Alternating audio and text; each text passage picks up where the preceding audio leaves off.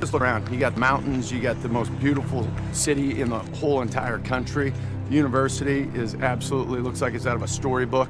It's just beautiful. People are incredibly genuine and extremely nice. It's just a place that obviously I'd want my kids to go to school. And it sells itself. You don't have to sell anything about this place. You just got to get them here. You know, the old field of dreams. Yeah. Build it and they will come. It's already built. It was very casual. We were just kind of walking off the field, and he was like, "So what you gonna do?" I said, "I'm gonna come back next year." He was like, "Oh, okay, yeah, I'm excited. Let's go to Atlanta." And I was like, "Yes, sir. Let's make it happen."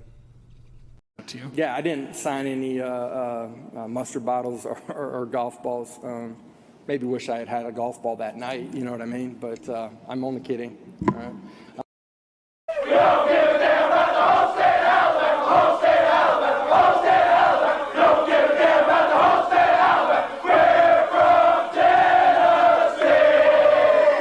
We don't give a damn about the whole state of Alabama, whole state of Alabama, whole state of Alabama. We don't give a damn about the whole state of Alabama. We're from Tennessee.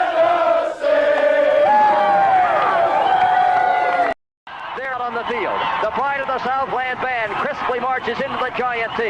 The rear, the roar of 97,000 fans rises with each rhythmic step. In the background, George Beatsis is singing "Fight, Balls, Fight." The orange and white Shakers flood the air. The Volunteers are ready at the north end of the football field to burst through the gate. They're coming now, racing onto the field through the Giant T. In that magic moment that says, wherever you are, it's football time in Tennessee.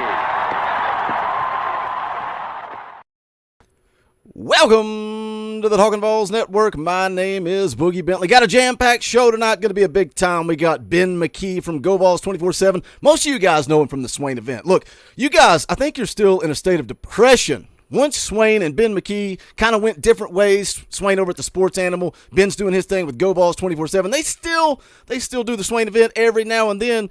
But you guys are depressed. You said, Boogie, you got to do more morning streams. So we're going to get Ben McKee on the Talkin VAWLS Network. Very appreciative of his time to come on here. But let's run down the chat. Let's see who's hanging out. Man, it's been a great week hanging out on YouTube. Just a big – I don't feel like I've come down from that LSU game. I'm just still riding that high all the way to Saturday. Looking forward to it.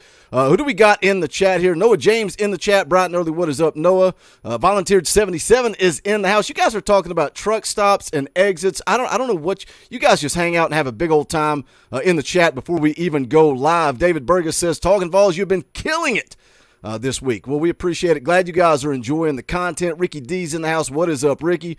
Who else we got here? We got the real Hank is in the house. McPherson G is here.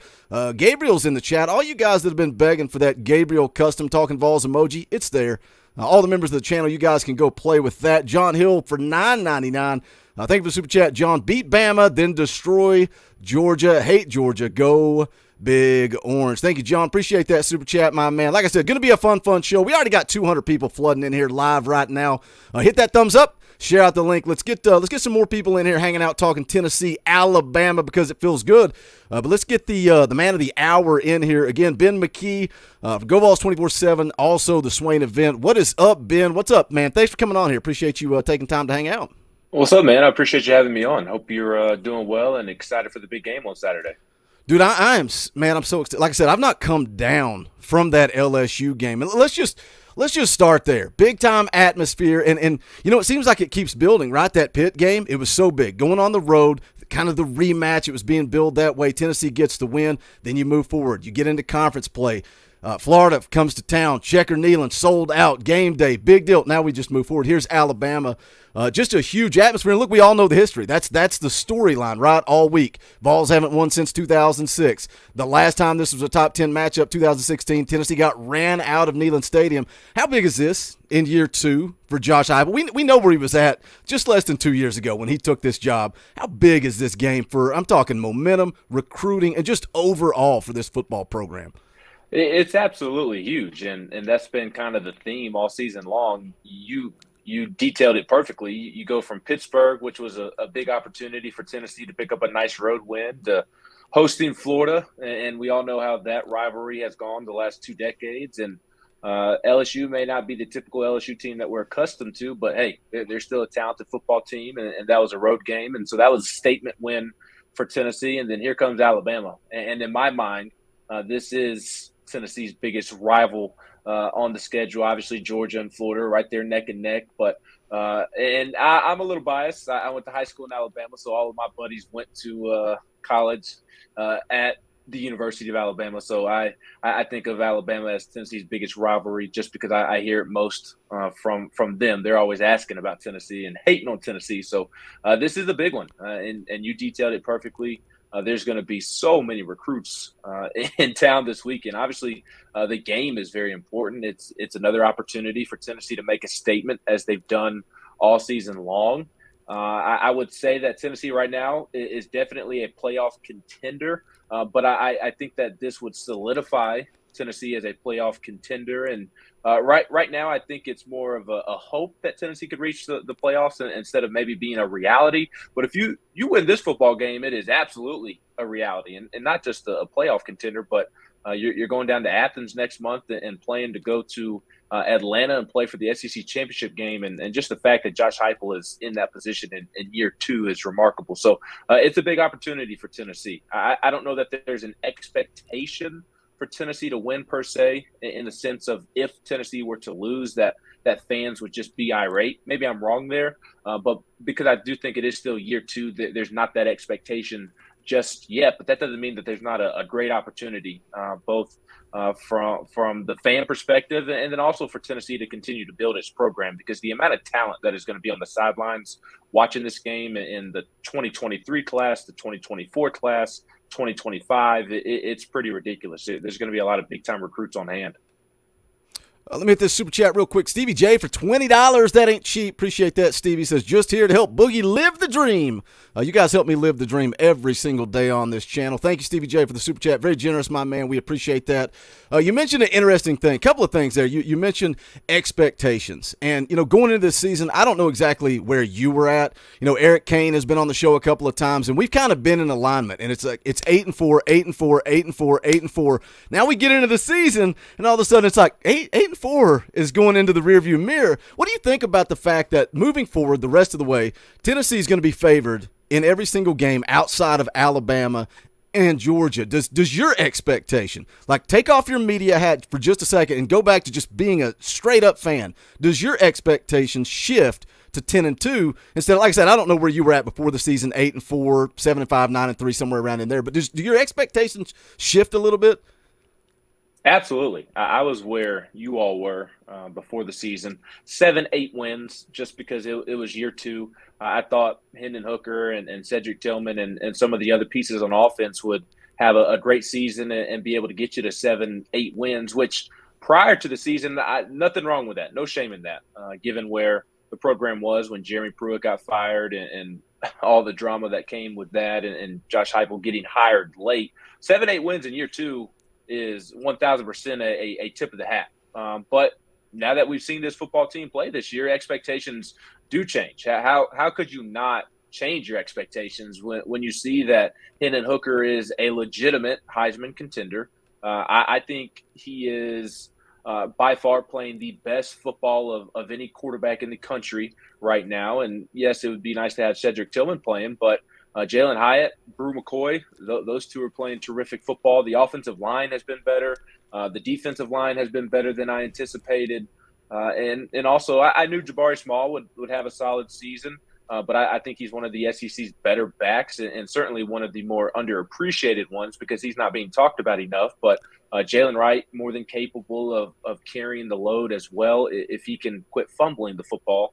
But this team has gotten better, and that's a real tribute to the development and the ability of the coaches to develop these players. I mean, these are players that were just kind of afterthoughts, a lot of them, that have turned into key contributors, and that really speaks to the development, the ability to develop of the coaches, such as Rodney Gardner and almost the miracle that he's been able to work along the defensive line. So just seeing the improvement and seeing some areas that I was concerned about before the season that I thought looked more like a 7-8 win team than a 10-win team. And a lot of it is the trenches, because I think in order to be a 10-win team and be one of the teams or be one of the SEC's better teams, you have to be strong in the trenches. And I was a little weary about that coming into the year, but that has turned into a strength almost, in my opinion, certainly on the offensive side of the ball. So at this point, almost midway through the season, I think it would be a disappointment if Tennessee didn't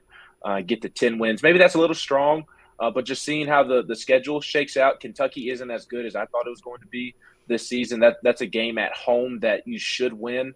And South Carolina, Missouri, Vanderbilt, it would be really disappointing if you lost those football games. So I think it is absolutely fair to have a 10-2 expectation at this point, just seeing how much the team has improved. You mentioned the running backs, man. I was so glad to see Jabari Small get over 100 against LSU. Do it against a legit SEC opponent. I thought that was big for him. Get that confidence going into this Alabama game. Something else you said, though, talking about Cedric Tillman. Obviously, you want Cedric Tillman back on the field. He's the best. I think he's the best receiver in the SEC. Maybe I'm biased. I look through orange-tinted glasses. But do you think him going down, this is kind of a conversation we've had on this channel multiple times, do you think him going down maybe made Hendon Hooker a better quarterback? He's getting Jalen Hyatt a little bit more involved. He's getting Brew McCoy involved. A lot of people thought early in the season maybe he's staring down Cedric Tillman. And I think there was a confidence level, and we saw that in the Pitt game, right? Overtime, game on the line, he's going to Cedric Tillman. Tennessee gets the W. But do you think maybe Tillman being down for a couple of weeks maybe made Hendon Hooker a better quarterback? I think that's certainly a fair assessment. And in that Pitt game, Pittsburgh and Pat Narduzzi was so predicated on stopping the run and loading the box that left numbers in Tennessee's favor out on the perimeter. And that's why you saw Tennessee throw the ball a million times, and specifically throw the ball a million times to Tillman out on the perimeter, is because Pittsburgh was trying to stop the run. And that's all that Narduzzi really cares about. And it's just kind of second nature for a quarterback when they trust somebody as much as Hooker trusts Tillman. And for as talented as Tillman is, I agree with you. I do think he is the best receiver in the SEC, and I think he's in the conversation as the best receiver in the entire country. And if he's not the best, then you certainly aren't picking many receivers over Cedric Tillman. So just that knowledge of knowing how good he is, and then also the trust that had been built up from last season and through the offseason, I just think there's a natural urge, I guess, if you want to call it that, to just automatically look Tillman's way, and rightfully so. But I would honestly say that I think Jalen Hyatt stepping up and developing more, and Brew McCoy finally showing the potential that he's always flashed, I think those two stepping up have made Hendon a better quarterback, rather than necessarily Tillman going out and Hendon having to spread the wealth, because Hendon has always preached that he has faith in all of his guys. He has as much trust in Ramel Keaton as he does Cedric Tillman. And I think he genuinely believes that. That's not saying that he thinks Ramel Keaton is as good as Cedric Tillman, but the work that the receivers put in over the offseason was unmatched. And it's hard not to have a lot of confidence in all of your guys when you put in the work over the offseason. So I think the development of Jalen Hyatt and Brew McCoy has made Hooker a better quarterback, because he knows that he can look their way more often. Whereas last year, it was obviously you had Bayless Jones, and Javonte Payton was good for his one touchdown a game, but it was mainly the Tillman show, the Hooker Tillman show. And now you can spread the ball around a little bit more this year, in my opinion. Let me hit this super chat from Austin Anderson real quick. Thank you for the $20 tip. Says we need all fans in all sections pumping up the crowd for the defense on every kick, down, and field goal. Flip side, we need to settle down the crowd when we're on offense to let them operate at maximum efficiency. Real quick, because I do want to get into this Alabama game before we get you out of here. Were you there for the Oklahoma game? Were you there live for that game?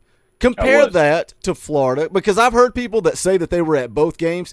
They said the energy wasn't as high for Florida. Not that it was bad, but it just wasn't to the same level. Surely Neyland Stadium is going to be at an all-time high on Saturday afternoon. Yeah, I definitely think that this Saturday will blow away both the Oklahoma and this year's Florida game. Neyland Stadium might just combust and burn to the ground. There's going to be so much energy and electricity inside of the stadium. But I will admit that I've had different point of views in terms of comparing the Oklahoma and Florida game. I was a student at Tennessee at the time of the Oklahoma game, so I was actually in the stands. Whereas for the Florida game, I was in the press box, and unfortunately, the press box is closed, so I don't get as good of a feel for the noise inside the press box as I would if I were sitting in the stands. But when I was down on the field, I guess I would say the Oklahoma game was probably louder, but I also think that's circumstantial because the 5 minutes that I was on the field for this year's Florida game were the last 5 minutes of the game when it looked like Tennessee was just going to pull an all-time loss, which is saying something for Tennessee. So there was a lot of nervous energy when I was down on the field because Florida had scored that late touchdown, and then they got the onside kick, and then Tennessee fans were kind of holding their breath. But the pandemonium after Tennessee finally won and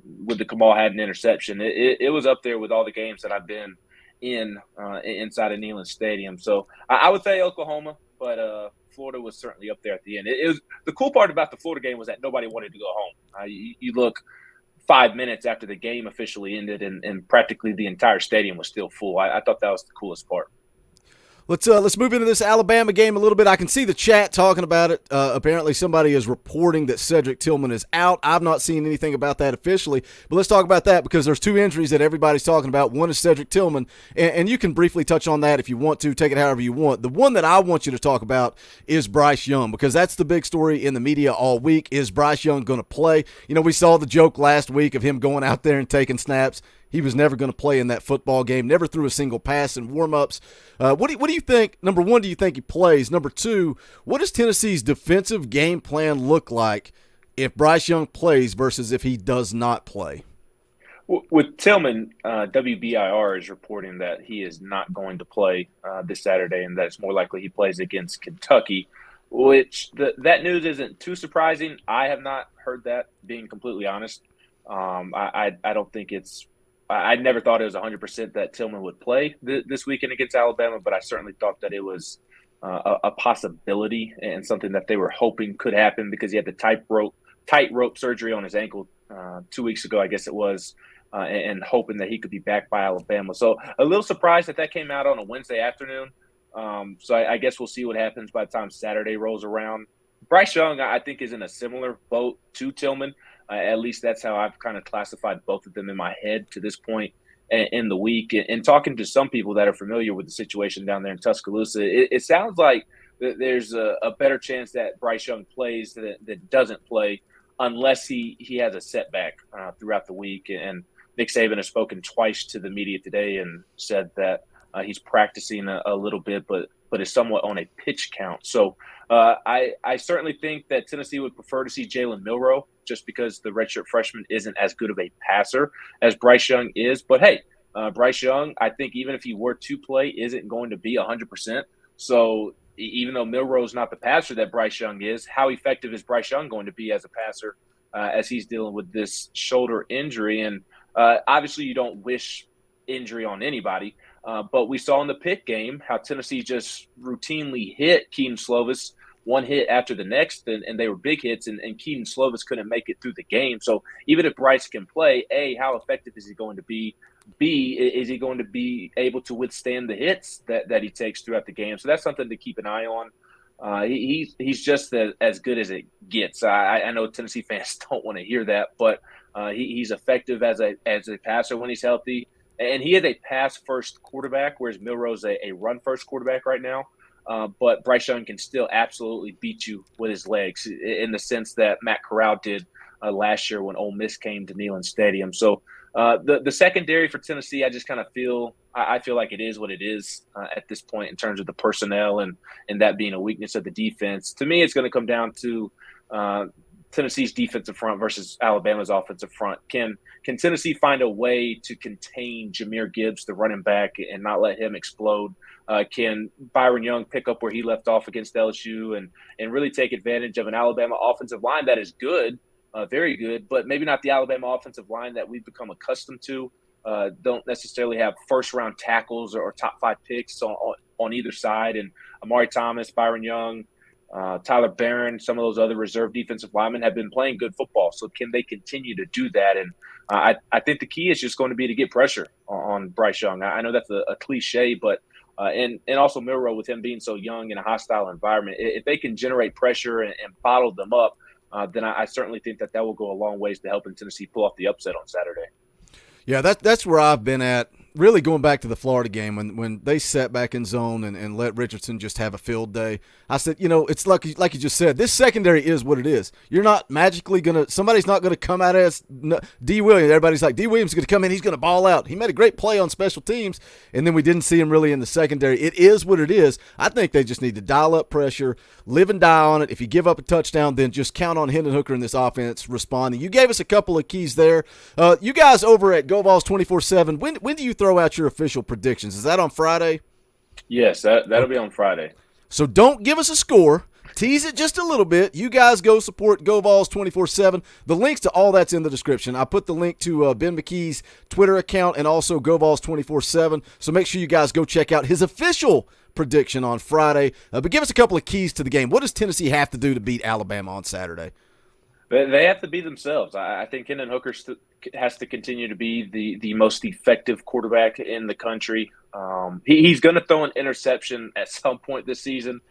Surely he's not going to go the entire year and not throw one, but this has to be a game to where he doesn't throw his first interception, in my opinion. Although Alabama does not have a good turnover margin. They're second worst in the SEC, only better than Auburn, and we know how bad that Auburn football team is. So Alabama secondary has one interception on the season. As a team, they have two. One was from Will Anderson.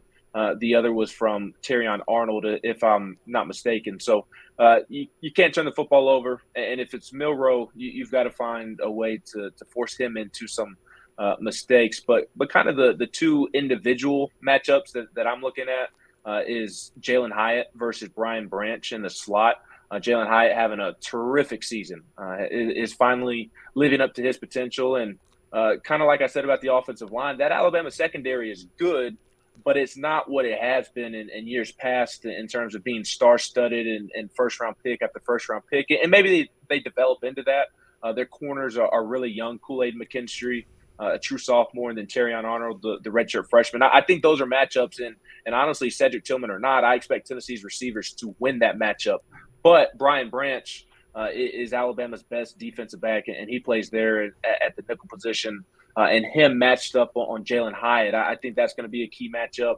And then also Will Anderson. He's the best player in college football, and he is just an absolute monster. I'll be real curious to see if they try to move him around.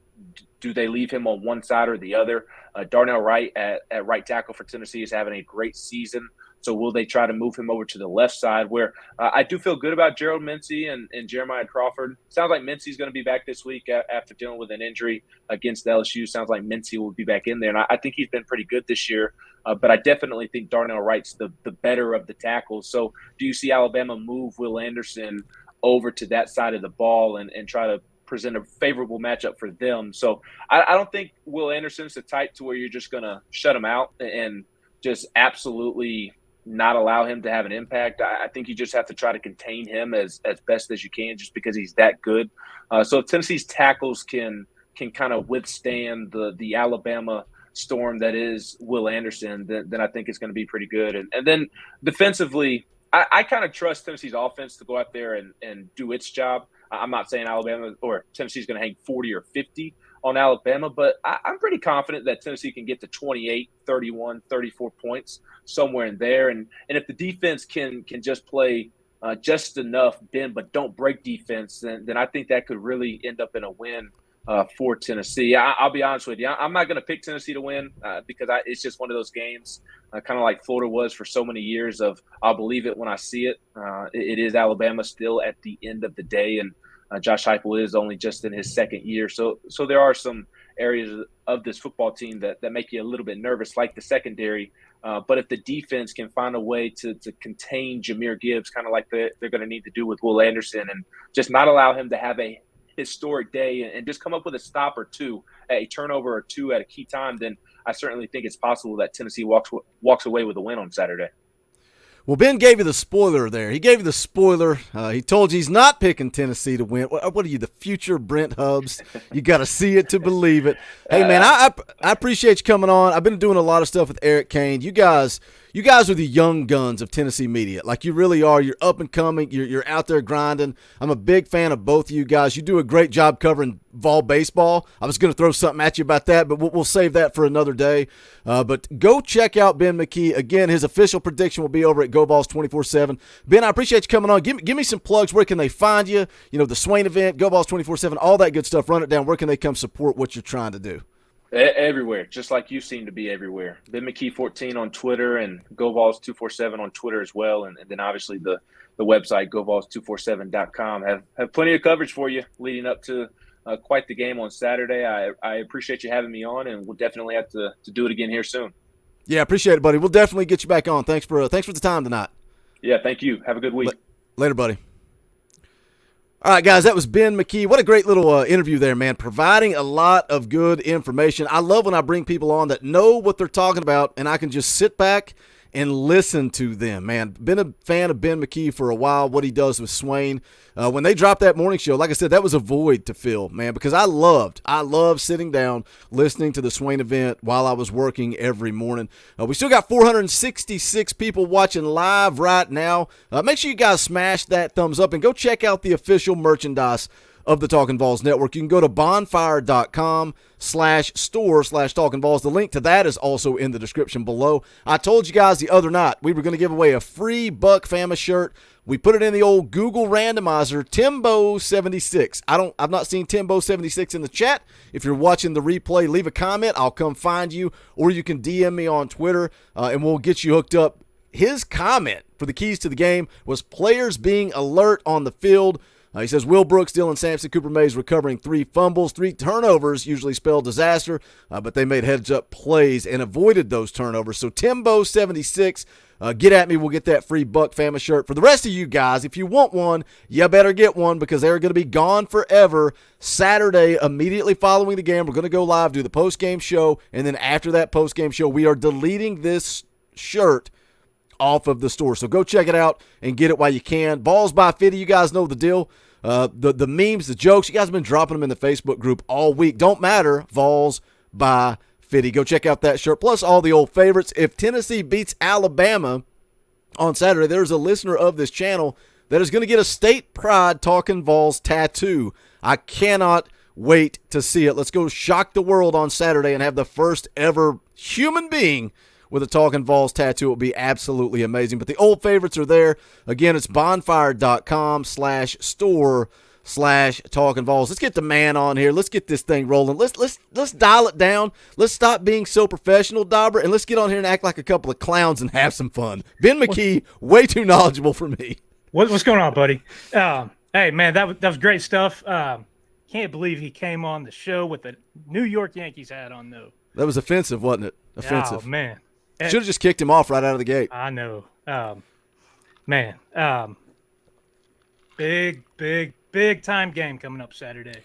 Are you still as hyped up? I know we keep saying it every day because it seems like we're live every day, but I'm not coming down. I'm still on that high. I still wake up thinking about Tennessee football. I go to sleep thinking about Tennessee football. Does it not feel like the old days? Like, seriously. Absolutely, it does.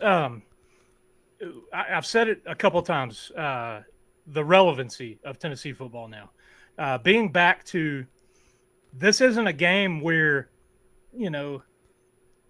Tennessee, they don't have to come out and play perfect. They have to play good football. Alabama's a good team. Don't get me wrong. You can't come out and play a horrible game and expect to win. But this isn't, 5 years ago where Tennessee would have to play an absolute perfect game and then have to have help to come out ahead on a game like this. This team can go and they can compete. You saw that last year. They hung around. The score was lopsided. They hung around with Alabama until midway through the fourth quarter. And, then it got a little sideways. Listen, I think that this coaching staff, they've got schemes offensively that they're going to work regardless of who they're playing. The things that I have questions about defensive side of the ball. That's what's going to worry me, regardless of who Alabama has out there at quarterback. Because I think, if you have Bryce Young out there, even not 100%, is he still going to shred the secondary? If you have Milroe out there and then Jahmyr Gibbs in the backfield, are they going to be able to run against this Tennessee defense, who has been pretty good at stopping the run? But is this defense going to show up? They showed up at the end of the Pitt game. They showed up at times in the Florida game. They really ratcheted up last week in Baton Rouge. And, that's probably one of the best, most complete games, both sides of the ball, that this team's put together. So I can't wait for Saturday. Like you said, pumped up, excited for it. Let me hit this super chat from Fido Productions for 10. Thank you for super chat. How about Urban Meyer saying that Tennessee will beat Alabama during an On3 interview? Thank you, Fido, for the super chat. We appreciate that. Look, a lot of the national talking heads are predicting Tennessee to win this game. We've seen it all over the place, but this is interesting, and I had this pulled up on Twitter, and I thought, why not go ahead and share it and kind of kick things off with you with this. Josh Pate, and I made a video this morning with his prediction, picking Tennessee to win. This is a video from back in May. Back in May, this is what Josh Pate was saying. He says, if Tennessee is undefeated when Bama rolls in there on October the 15th, Neyland will break. Let's listen to this and see what Josh Pate said. Again, this goes all the way back to May. I just mentioned the third Saturday in October. Director Colin knows, because he was raised the right way, what the third Saturday in October means. He put it there on the graphic. If you're 19 years old and you're driving around right now, maybe even in Knoxville or Tuscaloosa, you don't even know. You don't even know about this. You may have heard rumors that this was once a big rivalry. Your life and what you've observed with your own two eyeballs has shown you something completely different. How sad is that? I know we talk about it all the time, but let's talk about it again. How sad is that? People like Gabe that's in the chat right now, part of the show, does the morning show. We're going to do a morning show Friday morning, 9 a.m. He's got a list of recruits that are going to be on campus. It's going to be a fun show. Gabriel said, I was 19 years old when Josh Pate said this. How sad is it, man? How sad is it? 15 years. And people asking, you're just 5-0. Why are you excited? Because we've been through the ringer, man.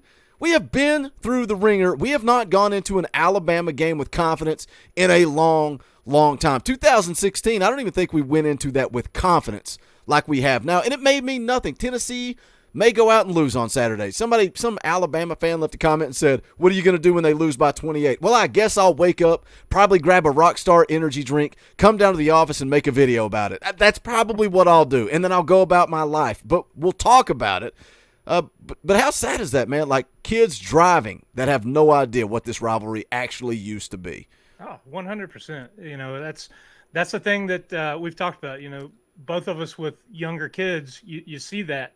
At the softball field with my girls, everyone's wearing a hoodie of Alabama or Clemson or Ohio State, all these trendy teams. But as one of our listeners, Coach Jay, has talked about on a live show, I guess it was a tailgate show, Tennessee is trending positively across the country. He's out in California, and the excitement around this program amongst not just athletes, but you've got national media showing Tennessee love that hasn't been there in years. Man, I want to hear what Josh Pate has to say here, but I can only imagine being 5-0, and we said that post game LSU, Neyland is going to be bonkers Saturday. There are probably people rolling into Knoxville today and setting up at the Coliseum with their RVs. It's basically a big party. Somebody in the chat said I missed a super chat. I just pulled up YouTube. I've not missed a super chat. I appreciate you guys letting me know when I do, because look, we got almost 500 people in here watching live on this Wednesday night show. So sometimes I do miss super chats. So thanks for letting me know, but I just checked. We're all caught up. Let's hear a little bit more from Josh Pate. He's talking about kids that are out there driving that don't know anything about this rivalry. Again, this goes back to May of this year. 15 or 16 in a row right now for Alabama, whatever the number is. It's embarrassing. So when's it ever going to change? Logic tells you eventually it's got to happen, at the very least. I don't even care if Bama goes in there and wins 31-24. If we get undefeated, Tennessee welcoming Alabama in. Remember last year when Arkansas welcomed Texas in, and you may have turned that game on, and you got an environment like you weren't ready to see, and afterwards you heard all those Arkansas folks talk about the pent-up rage and the old school energy that festered and festered and festered from what historically the Arkansas-Texas rivalry had been, and it just bled out that night. That's why, oh my gosh, I just screwed up and rewound it. That's why I asked Ben McKee about the Oklahoma game and the Florida game, because I wanted to know what was the difference, because so many people have told me that Florida game this year was not as hostile. But you're talking about 15 years of pent-up aggression. People, if Tennessee wins this game, the goalposts will come down. Like Ben McKee said, Neyland Stadium may be burnt to the ground. It is going to be an absolute party inside of Neyland Stadium if they get. But even just leading up to the game, the Vol Walk's going to be electric. The running through the tee, the opening kick. This crowd better bring it. And if you've got tickets, if you're going to this game, you better bring it. You better bring it. Let me see if I'm in the right spot. I drug the icon. Like you weren't ready to see. And afterwards, you heard all those Arkansas folks talk about the pent-up rage. Okay, here we go. And the old school energy that festered and festered and festered from what historically the Arkansas-Texas rivalry had been, and it just bled out that night. That would happen in Neyland Stadium. That would be Tennessee. They haven't been on equal footing, nowhere close when it comes to playing Alabama, so you haven't witnessed it. But I imagine students at Tennessee, for example, people of that age, if you guys were undefeated when Bama came to town, you would look around that place and you would say, what is this? Like, our volume knob stops at 10, but it feels like a 12 in here tonight. Why does it feel that way?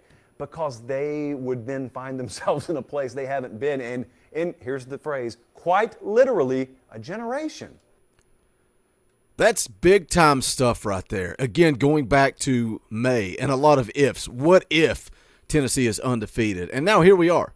Here we are, undefeated, 5-0. I don't care what people say. They can make excuses for Pitt and Florida and LSU. I don't care. Tennessee's 5-0. They've done what they were supposed to do. And now you're going in against number 3 Alabama. This is the highest they've been ranked against each other since like it goes way back. I don't even remember what year it was. This is the highest these two teams have been ranked in a long, long time. So the question is this, Dauber, going into this game, is Josh Heupel and this football team, let's not talk about X's and O's and Jimmy's and Joe's. Let's talk about mindset and mentality. Are they ready for this moment that's coming up on Saturday? Because Florida was a good test. Same deal. Game day, checker Neyland, et cetera, all that stuff. But in that game, they were favored. They knew they were supposed to be the better team on paper. Are they ready for this moment on Saturday? I mean, it's a big-time moment. But you look back at this team, they played Alabama last year, played with Alabama for 3 and a bit quarters. So it is that thing. It's football. And I'll borrow some words from Billy Napier. They haven't changed the game. It's just a different team coming in. We're not going to Canada on Saturday, Dauber. But, man, it's football. These kids have been playing football their whole life. It's about execution. It's about the scheme that the coaches draw up, and it's about the players executing. And listen, from what I've seen from Josh Heupel and this staff, it has been pretty good coaching. There's been a few things, play calls here and there, some clock management. You still worry about the defense and Tim Banks and him, earning his own as a coordinator, being the guy on the defense. But what you're seeing from this coaching staff, what you're seeing from this team is improvement. They are building on that momentum week to week, game to game. So can they play with? Absolutely, they can play with Alabama. I would put this team against anybody in the country if they're playing good ball. They limit their mistakes, and the defense is the big concern.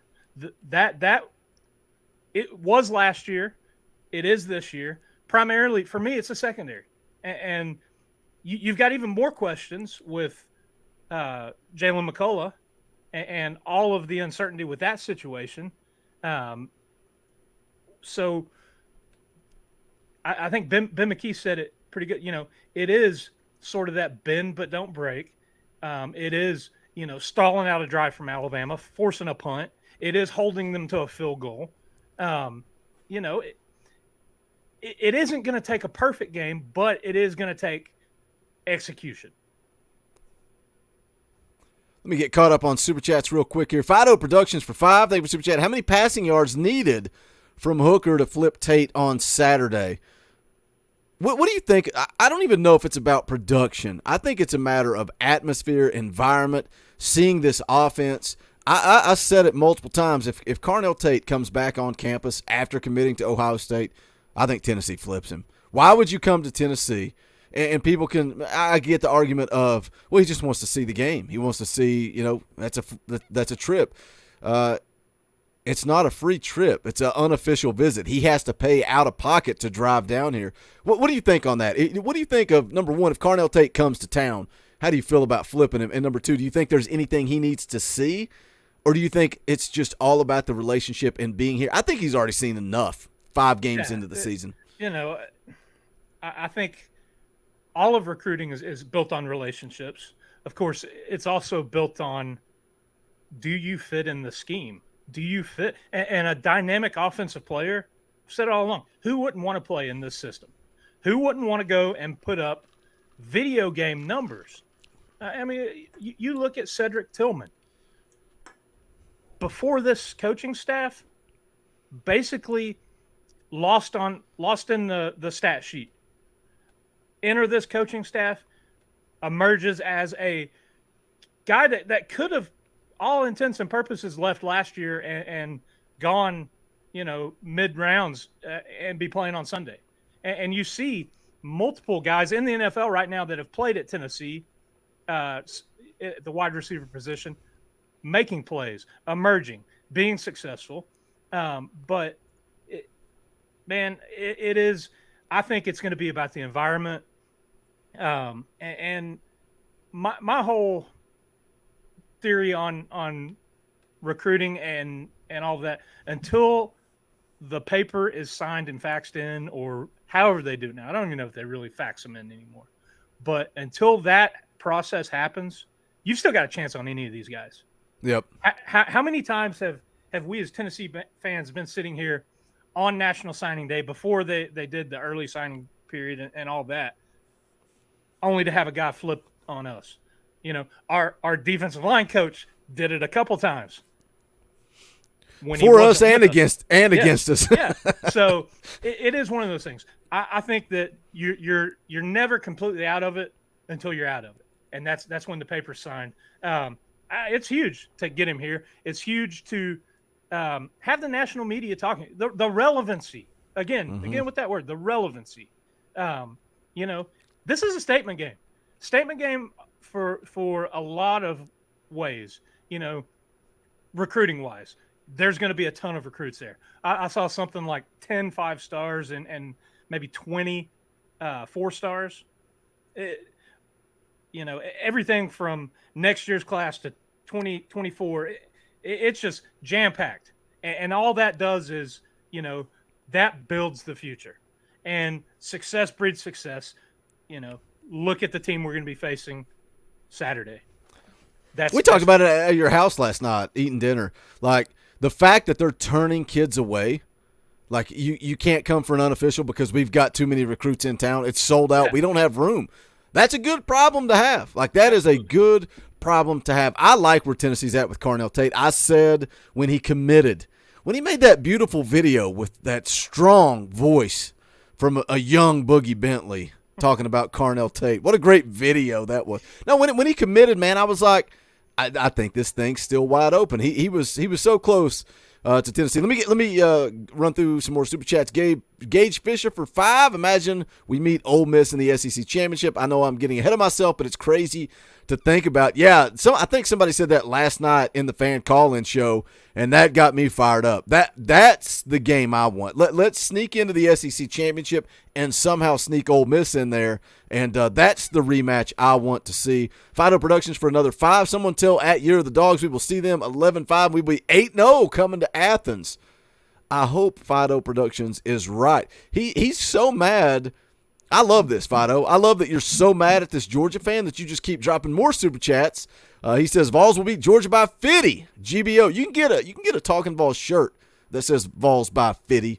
And you can represent that way as well. Thank you, Fido Productions. Very generous tonight with your super chats. We appreciate it. Wade Rouse for 5. Am I running a little behind the stream a little, but I'll double down on the tattoo. Holy cow. I will double down on the tattoo if Tennessee beats Alabama on Saturday. I will also get the state pride tattoo. Dauber, let me throw something at you, buddy. What's that? Right here live on air. Live on air. You can't ask the woman. You can't think about it. If Tennessee beats Alabama, will you get the microphone? You don't have to get Talkin Vols. You got the sign behind you right there. You can see it. Just black and white. Doesn't have to be color. Doesn't have to say Talkin Vols. Just a microphone tattooed somewhere on your body. Get one right here. Yeah, that would be even better. I mean, sign me up for that. Hey, look, if fans are doing it, you never know. I bet you if the super chats were right, I bet you could convince me. Maybe not Dauber, but Wade Rouse, if you're going to get a state pride tattoo, that means that Dauber and I have officially made it. We have officially made it if one of you guys gets a Talkin Vols tattoo. But I love it. We've got you guys marked down. $1,500 in super chats and 2 tattoos on grown men. That's the tally right now heading into this Alabama game. Elijah Allen for 5. Thinking the kid. Can you imagine what it's going to be like when we get a full roster? That's why this season was so important. It's year 2. We talk about a 5-6 year rebuild. It's so big because – Josh Heupel doesn't have all of his guys in place. What happens when he has a 5-star quarterback, a couple of 5-star receivers? What we're seeing him do, it's just like Rick Barnes. It's just like Tony Vitello. Those guys came in. You do more with less. You show that you can develop talent. You show that you can evaluate talent. You start winning games, and then all of a sudden the talent wants to come to Knoxville, and that's why you just mentioned all the 5 stars, all the 4 stars that are going to be on campus Saturday. Winning breeds success. Iron sharpens iron. We're seeing it at the edge position, probably more than anywhere. The edge position on defense. We're seeing what happens when you have success and you start stacking talent. But yeah, huge. What happens, Dauber, when Josh Heupel gets a full roster? Oh, you talk about coaches changing the way they go into a game, the way they coach a game. You look at what Billy Napier did. You look at what Brian Kelly did. Just going away from traditional thinking and calling the game in a way that like they're playing Xbox. No punts. Let's just go for it. To try to slow down Tennessee's offense. And that's the thing. Tennessee's offense is going to score points. Can they do it as easily against this Alabama defense? I don't know. This is going to be the toughest test that they face. I do like that the running game got going a little bit last Saturday against LSU because it is going to take the running backs having some good production to allow Hendon Hooker to be able to have some throwing lanes. But man, particularly on the defensive side of the ball, you get a little bit more depth, a little bit more talent in some certain areas. This team is set up, and this is a key game. I said last week going into the LSU game, it was a good measuring stick to see where this team was, and to come out on the road. Yeah, it was an 11 a.m. kick. Who cares? They still had to go on the road to LSU and play the football game. And I see a whole bunch of fans of other teams in the chat, which that's great. Welcome. Enjoy you being here. But, hey, they still got to play the football game. If it was just based on paper, then why go out there? What you all wouldn't even play Bama either, because on paper they're probably better than you guys. Georgia, maybe not, but Ole Miss, Alabama's better than you on paper. So, let's just not play the game. Is that what y'all want? Let's just shut down college football. Well, it's so dumb because we talked about this last night going into the LSU game. No way Tennessee's going to be able to run the football. I almost cussed, Dauber. I got fired up. I had a dumb LSU fan in the comment section telling me I'm an idiot, that LSU's going to run all over Tennessee. That's how they're going to win, is by running the football. Tennessee won't be able to stop it, and Tennessee won't be able to run against LSU. And we saw the complete opposite. And then after the game, it's not the LSU of old. So what happens if Tennessee goes out and beats Alabama on Saturday? Immediately, people are going to start saying, well, it's not the Alabama of old. Just like Nick Saban, we're rebuilding. Are you? Because all I hear is 5 stars upon 5 stars upon 5 stars. Why can't you get somebody ready to go if you're starting quarterbacks out?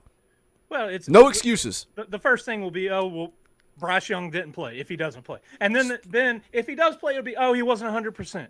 They play the games because they play the games. I mean, you either like football and you're going to watch the games because you want to see good football, or, go do something else on a Saturday. Yeah, like we could just look at it on paper. We could see what the Vegas line says and just shut it down and go from there. Let me hit these couple of Super Chats. Wes Marshall for 5. Thank you for Super Chat. Doesn't say anything, just a old tip in the tip jar. We appreciate that. Fido Productions, if he dropped one big Super Chat, maybe he would just knock the leaderboard. Maybe he would knock somebody off the leaderboard, although I don't know. James Moody, $1,000 last night. $1,000? Somebody asked earlier, they said, I want to beat James Moody, but I can only drop 500. All you got to do is drop multiple Super Chats back to back to back. James dropped $500 back to back. So if you drop 500, and $1, you're going to take the leaderboard. You're going to knock James right off of his throne. He said he hated limitations, and he wanted to take back his rightful spot. So he took the 500 club and flushed it down the toilet and said, I'm going to make my own rules. Here's $1,000. I'm the king. I'm not going to argue with that. Fido Production says, tell Lane Kiffin that Josh Heupel is his daddy. Maybe we should make that T-shirt. Fido Productions is fighting people in the chat, and I love it. He's fighting people in the chat through Super Chats, and that's always a lot of fun. Here's another Super Chat from an Orange Cillian. Says Bama is 13th in turnover margin in front of only Auburn. 2 interceptions, 1 fumble recovery. Hendon will have a field day. Vols by 50. I think that is a huge part of this football game coming up on Saturday. Hendon, I don't want to speak it into existence. He just has to continue to do what he does. Don't turn the football over. What I said, the free T-shirt giveaway, the comment, the key to the game was players being alert. Dauber, you kind of beat it into the ground after the game. Dylan Sampson making an alert play, picking up that ball, running with it. Cooper Mays recovered a Hendon Hooker fumble, and then Will Brooks recovering the kickoff. You cannot turn the football over against Alabama and have a shot. Pistol 803 becomes a member of the channel. Thank you, Pistol. We appreciate that. Thank you for the support. Hey, we're on a membership drive. If you're not a member, why not? It's as little as 99 cents a month. 99 cents a month. That's it. That's less than a cup of coffee. If you want to support what we do, you want more morning streams. Taking another day off of work Friday. Friday morning, 9 a.m. Me and Dauber's son will be going live at 9 o'clock. Come hang out. Going to be a good show. Comments like this are hilarious. T-Mac, I don't know who you're a fan of. You're an idiot. I don't know who you're a fan of. So you beat Ball State. Whoopee. Yeah, they didn't beat a top-ranked Pitt team on the road. They didn't beat Florida at home. They didn't beat a top-ranked LSU team on the road. All they did was beat Ball State. That's it. That's all they've beat. Look, we're almost an hour into this thing. We're going to do a little bit of plugs, a little bit of promotion just once again. You guys coming on in. We got over 500 people still watching live. It's been the biggest week in the history of the channel. Thank you guys for the love. Tons of videos coming your way. Tons of live streams. As many live streams as possible. Trying to get in touch with Kyler Kurbison. Spoiler alert, to get him on the channel. Great time talking with Ben McKee to start the show. Eric Kane's all in. He loves coming on here and hanging out. That's what we want to be able to do, is bring more people and give them a voice and sit back and ask them a few questions and let them talk. But go check out the merchandise as well while you're here. Bonfire.com. Facebook.com/store/Talkin VAWLS. You guys already know the deal. The Buck Family shirt's gone on Saturday. If you want one, go get one. Then it's going to be gone forever. Vols by 50, another brand new shirt. Go check that out as well. Plus the Old Faithfuls. Apparently there are now 3 grown men that are going to get a state pride tattoo if Tennessee beats Alabama on Saturday. We'll see if they hold true to their word. But the Old Faithfuls are there as well. A couple of you guys picking up the Kentucky's Daddy shirt this week. We appreciate that. Any and all support, whether you buy merch, whether you are a member of this channel, you can hit the join button down below, 99 cents, or if you want to give up to $10. You can give $10 a month and financially support what we are trying to do. It does allow us to do more streams. It does allow more time to provide more content. We appreciate the support.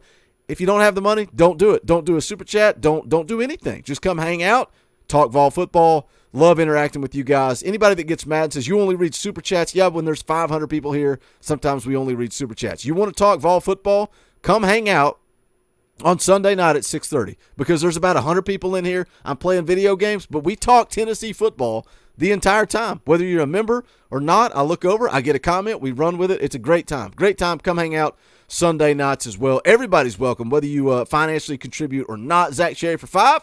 Thank you for super chat. Know how we know we're back. Rival fans scared and talking shiz. I don't know what shiz is. He says they know we're back and they're scared. What do you think about that? Because I've seen a lot of Alabama fans that don't seem to have that confidence that they usually have. Oh, I work with a guy and my brother-in-law. They're both Alabama fans, and they've both said I think that Tennessee beats them. And my brother-in-law even went as far to say is 3 scores. He was saying. Oh 13 my points. gosh! Well, he said 13 points, a touchdown, 2 field goals. Okay, that's not 3 scores. It is 3 scores. That's less than 2 scores. Less than 2 touchdowns. But what if they miss the extra point? Then it's more than 2 touchdowns. Ooh, yeah, true. We could debate this all night. I guarantee you the chat will continue to grow if we do this. It feels different entering this game, and like I said when I first came on, it's you're not just feeling like, man, we've got to come in Saturday and play a flawless game, and then still get some help and have Alabama play, a game like Georgia did against Missouri. And just, crap the bed and almost give it away to an unranked team that is horrible. Because, listen, Tennessee's not an unranked team. Alabama's not an unranked team. This is a big ball game. Huge. It's the biggest ball game probably in the last 20 years for this program. It's huge. It is huge. Tennessee has to go out. They've got to compete. And I've gone on record and said no moral victories. I'm not taking a moral victory. If I do it in the post-game show, you full permission to yell at me. No moral victories. Let's go out. Let's get the W. Let's go take care of business. I see 86 says 500 people watching live and only 249 likes.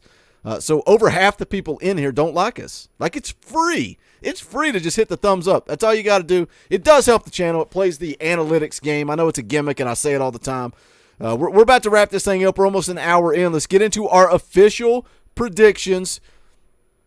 Eric Kane put me on the spot this morning. Spoiler alert for the way the internet works. We recorded my episode of Locked On Vols, which just want to let you guys know it'll be up live on Friday. I think he uploads them at midnight. So you can make that your first listen of the day. And then me and Gabriel will be live at 9 a.m. So be right here on the Talkin VAWLS Network for that show.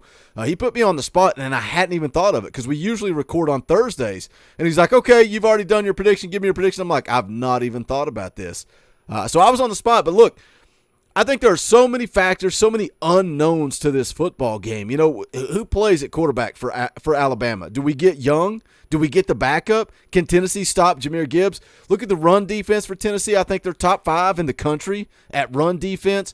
I truly believe Tennessee in a shootout against anybody wins. We're in agreement on that. I think if it's a shootout, Tennessee wins the football game. I think this game comes down to turnovers. If Tennessee turns the football over, they're in trouble, and they may get run out of Neyland Stadium. If they play clean football Don't turn the ball over. Clean up the turnovers. I mean, not the turnovers, but the penalties. I think they're going to have some penalties. That's Josh Heupel. It is what it is. When you run as many plays as they run on offense, you're going to have penalties. But I also said on this channel last night during the fan call-in show, I will not pick against Tennessee until Tennessee loses because they are rolling. They are firing on all cylinders. Josh Heupel has this presence about him. He just – confidence oozes out of that guy, and it feeds into his players. Brent Hubbs said on their show earlier today, he said there's one guy in this program that I'm not worried about on Saturday, and that's Josh Heupel. And what better guy to not be worried about than the head guy? He's going to come in confident. He's going to coach loose. He's going to coach aggressive. I think it's going to be a shootout. I think we're going to be nervous, and we should probably take some blood pressure meds going into the game. I'm taking Tennessee 38-35. We're going to be right here celebrating post-game immediately after the game. Dauber, what do you got? Do you feel confident? All right.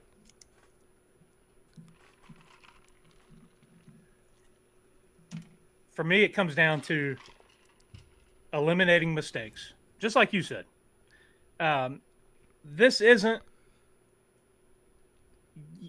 games of the last decade where Tennessee would have to come in and, Alabama would have to cough the ball up, 4 or 5 times, throw a couple pick sixes, short field leading to easy points.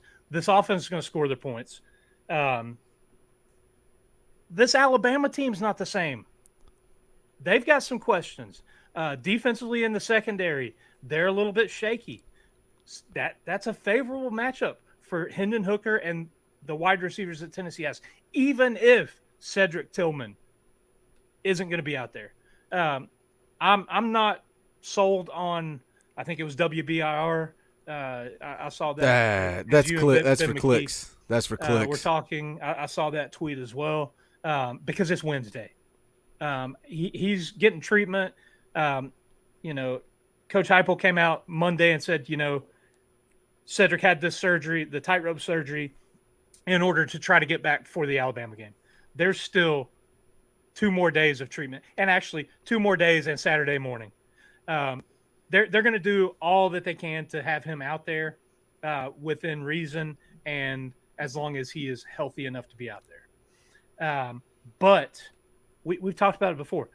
The rest of this wide receiving core, the emergence of Brew McCoy on this team and how he stepped up huge Saturday. I think he and Hendon Hooker are getting more comfortable and more familiar with each other. Jalen Hyatt, who, kind of rededicated himself in the offseason after having a bit of a slump last year, self-admittedly. He's come out and he's played good football. And then, you've had some other guys step up and make plays.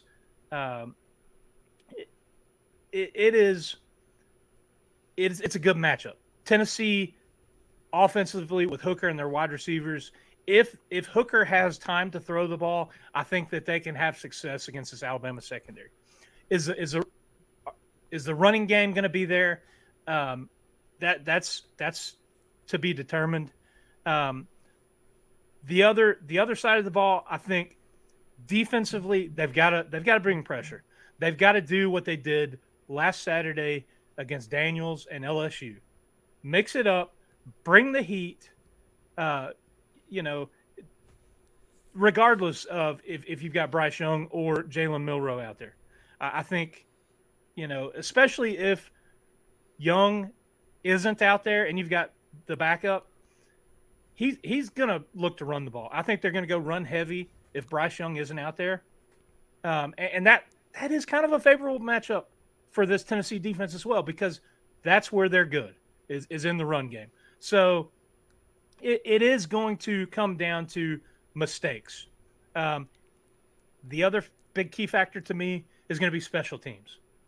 We talked about it. There was like a 2-game chunk there, the Florida game and maybe the Akron game, where Tennessee had some pretty bad special teams play.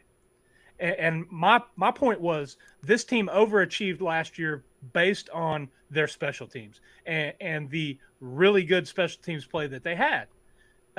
For them to come out last week and you've kind of corrected those problems, Alabama's got a shaky kicker that, if it gets into a game of field goals, I like McGrath. I like Tennessee's special teams.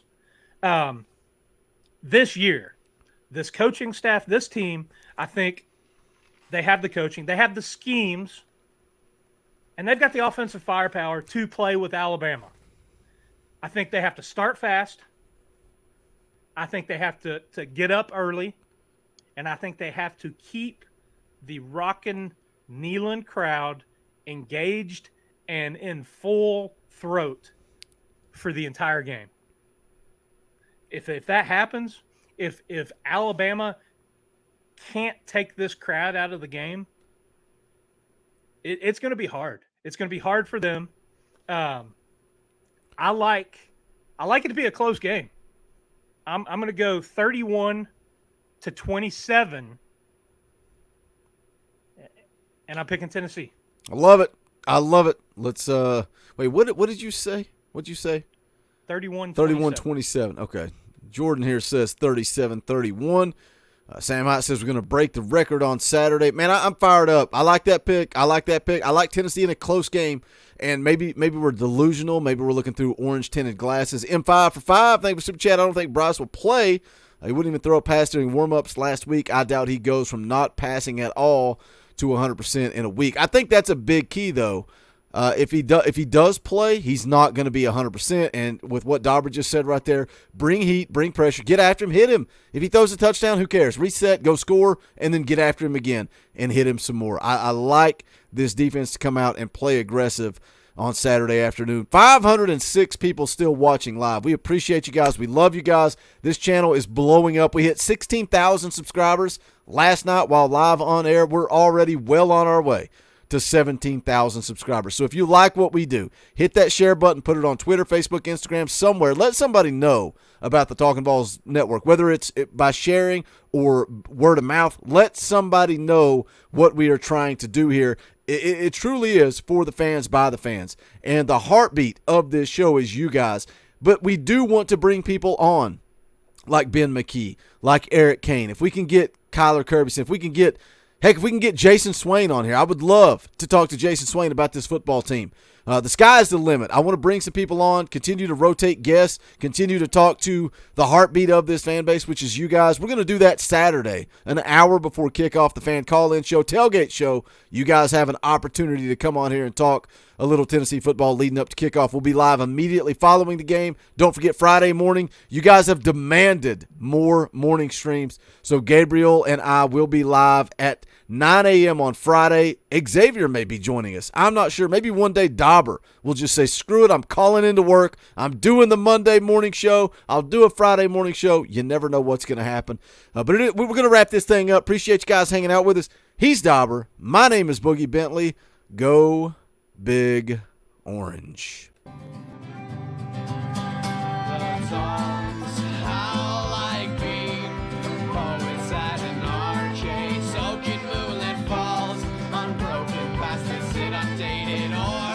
That we call home, and it's night and I'm alone and